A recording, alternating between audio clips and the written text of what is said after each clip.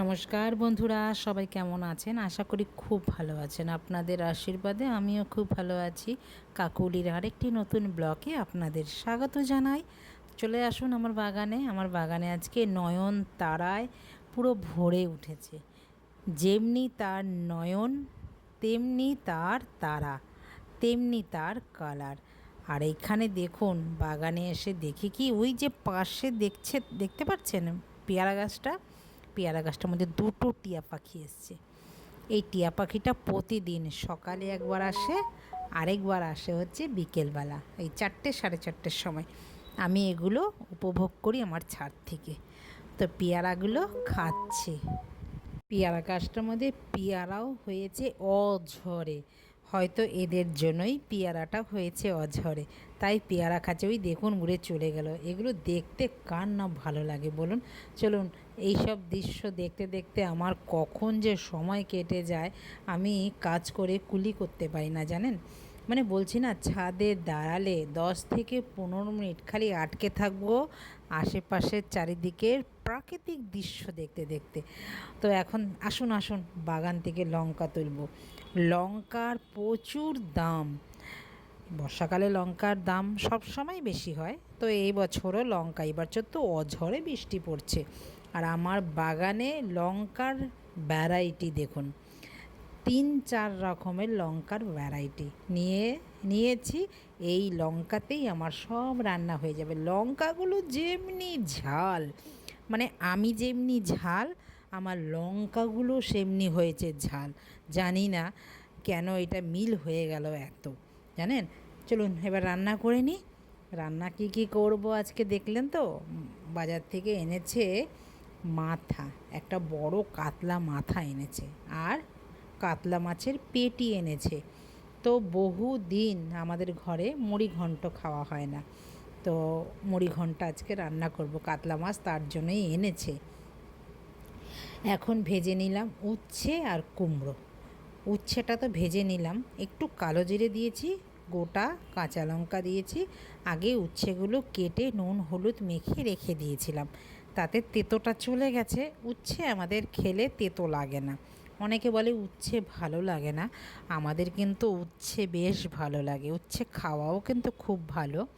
তো উচ্ছে যদি কেটে নুন দিয়ে মেখে রাখা যায় 10 থেকে 15 মিনিট, তারপর যদি ধুয়ে নুন হলুদ দিয়ে আবার মানে মেখে ভেজে নেন এইভাবে আমার মতন, উচ্ছে, আমি বলছি উচ্ছে বটি দিয়েই আপনারা ভাত খেয়ে উঠে পড়বেন।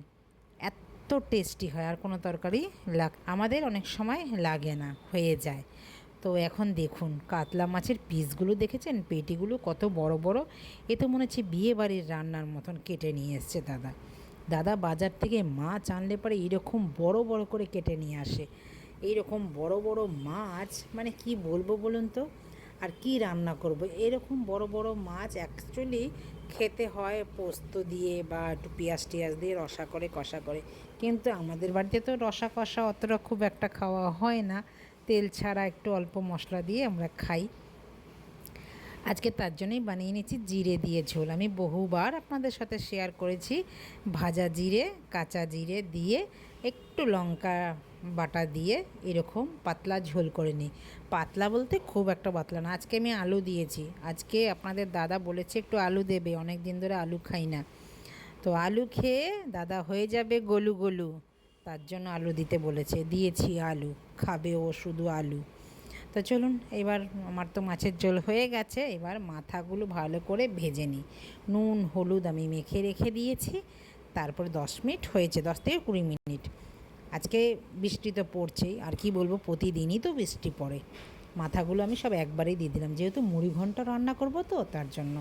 আর এইখানে মুড়ি ঘন্টার জন্য জল আমি ফুটতে দিয়ে দিয়েছি, 1 গামলা জল। সবসময় তো আমি ফুটন্ত গরম জলই আমি সবেতে ব্যবহার করি।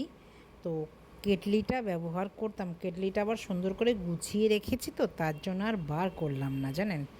ওই জন্য পাশেই গ্যাসটা যখন খালি ছিল ওর জন্যই বসিয়ে দিলাম গরম জল। এখানে মাথা ভাজার পরে যে তেলটা ছিল সেই তেলটার মধ্যেই আমি দিয়ে দিলাম তেজপাতা, গোটা গরম মশলা, একটু সাদা জিরে, মৌরি আর মেথি। দেওয়ার পর দিলাম একটু আদার পরিমাণটা একটু বেশি থাকে মুড়িঘণ্টতে। তারপরে দিয়ে দিলাম একটু চাল। আমাদের 3 জনের অনুপাতে আমি রান্না করছি। মুড়িঘণ্টতে একটু মাথাটাই বেশি লাগে, চালটা একটু কমই লাগে। মুড়িঘণ্ট অনেক রকমের রান্না করা যায়, ভাড়ালি দিয়েও মুড়িঘণ্ট রান্না করা যায়। আমি দেখাবো আপনাদের, যদি ভাড়ালি ভালো পাই। তো চালটা একটু ভাজা ভাজা হওয়ার পর একটু জিরের গুঁড়ো দিয়ে দিয়েছি, দিয়ে এবার জল দিয়ে দিয়েছি 1 গামলা, মানে মনের ইচ্ছায় জল দিয়ে দিয়েছি। এবার দেখুন জলটা দেওয়ার পর চালটা 80% ফুটে উঠেছে। তারপরে দিয়ে দিলাম এবার মাছের মাথাগুলোকে, এবার দিয়ে এবার ফুটতে থাকুক। এবার নামানোর সময় ঘি, গরম মশলা দেব। এখন স্বাদ অনুযায়ী দিয়ে দিলাম নুন, যেহেতু মাথাটার মধ্যে নুন মেখে রেখে দিয়েছিলাম। হলুদও একটু দিয়েছি, সামান্য অল্প হলুদ দিয়েছি। তো আমার মুড়িঘণ্টও কিন্তু আমার হয়ে গেছে। তো খাওয়া দাওয়া করে, মুড়িঘণ্ট হলে কিন্তু আমার মেয়ে আবার খুব ভালো খায়। তো দুপুরবেলা মেয়ে যখন স্কুলে গেছে তারপরে তার কাজ ছিল না, তো আজকে বৃষ্টি পড়ছে বলে আমি রেস্ট নিইনি। তো আমি একটু চিকেন মোমো একটু করে রেখে দিয়েছি, মেয়ে আসলে। তো আমি এবার স্টিম করে দিয়ে দিচ্ছি, স্টিম মোমোই বানাচ্ছি। এটা ভাজলে পরে ভাজা মোমো হয়ে যেত, তন্দুরি মোমো মাখালে হয়ে যেত। এইভাবেই মোমো করে রাখি। তো মেয়েকেও এবার মোমো দেব। আর আজকে আমি যেটা করব বন্ধুরা জানেন, আজকে আমি অনেক দিন পর, আগের বছরেও যখন আমি ব্লগ শুরু করিনি তখন থেকেই আমি এই নীলকণ্ঠ ফুলের চা খাই। তো আজকেও আমি নীলকণ্ঠ ফুলের চা খাবো। মেয়েকে আমি নীলকণ্ঠ ফুল তুলে রেখে দিয়েছি। তো সন্ধেবেলা চা তো আমি খাই, তো আজকে কিন্তু আর দুধ চা খাবো না, আজকে নীলকণ্ঠ ফুলের চা খাবো। এই মোমো দিয়ে নীলকণ্ঠ ফুলের চা দিয়ে খেতে কেমন লাগে, আপনারা কে কে খেয়েছেন সেটাও কিন্তু আমাকে জানাবেন। তো চলুন, মোমো কিন্তু আমার স্টিম হয়ে গেছে। 10 থেকে 15 মিনিটের মধ্যে মোমো স্টিম করা হয়ে যায়, তো বেশি দেরি হয় না। যেহেতু আমি সব রেডি করে রেখেছি, এবার চল মেয়েকে দিয়ে দিই।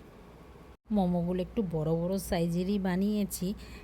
বাইরের মোমো তো একটু ছোট ছোট হয়, তো খেয়ে মেয়ের পোষায় না। আমার মেয়ে আবার মোমো খেতে অসম্ভব ভালোবাসে। মোমো বলুন, পিৎজা বলুন, বার্গার বলুন, এইসব ওর খেতে খুব ভালো লাগে। তো ওকে দিয়ে দিয়েছি, ও খেতে থাকুক, আমিও খাবো।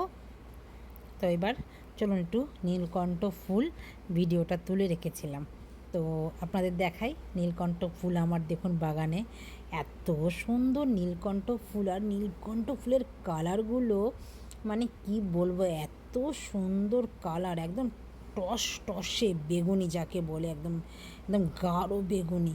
যেহেতু আমার সার ছাড়া, তো চলুন হয়ে গেছে। এটা কিচ্ছু, আপনারা যদি চিনি খান চিনি দিয়ে বানাতে পারেন, আমি শুধু জাস্ট ফুটিয়ে নিয়েছি। তো দেখুন কেমন হয়েছে। ভিডিওটা আপনাদের পুরোটা কেমন লাগলো, যদি কোথাও ভালো লেগে থাকে লাইক কমেন্ট শেয়ার করে চ্যানেলটিকে সাবস্ক্রাইব করে পাশে থাকবেন। দেখা হচ্ছে পরের ব্লগে। সবাই ভালো থাকবেন, সুস্থ থাকবেন। নমস্কার, টাটা।